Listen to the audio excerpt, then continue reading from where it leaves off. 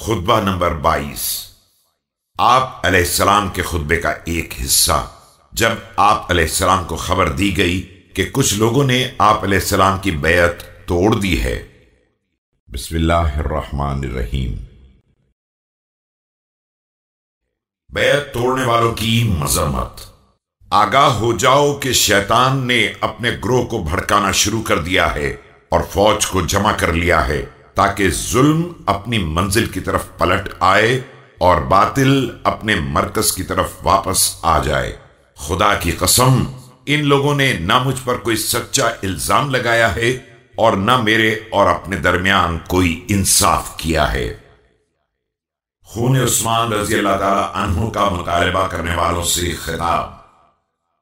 یہ مجھ سے اس حق کا مطالبہ کر رہے ہیں جو خود انہوں نے نظر انداز کیا ہے، اور اس خون کا تقاضا کر رہے ہیں جو خود انہوں نے بہایا ہے۔ پھر اگر میں ان کے ساتھ شریک تھا تو ان کا بھی تو ایک حصہ تھا، اور وہ تنہا مجرم تھے تو ذمہ داری بھی انہی پر ہے۔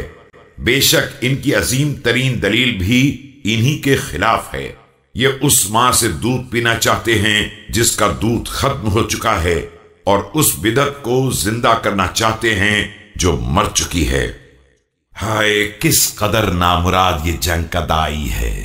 کون پکار رہا ہے اور کس مقصد کے لیے اس کی بات سنی جا رہی ہے؟ میں اس بات سے خوش ہوں کہ پروردگار کی حجت ان پر تمام ہو چکی ہے اور وہ ان کے حالات سے باخبر ہے۔ جنگ کی تحدید۔ اب اگر ان لوگوں نے حق کا انکار کیا ہے تو میں انہیں تلوار کی باڑھ عطا کروں گا کہ وہی باطل کی بیماری سے شفا دینے والی اور حق کی واقعی مددگار ہے۔ حیرت انگیز بات ہے کہ یہ لوگ مجھے نیزہ بازی کے میدان میں نکلنے اور تلوار کی جنگ سہنے کی دعوت دے رہے ہیں۔ رونے والیاں ان کے غم میں روئیں۔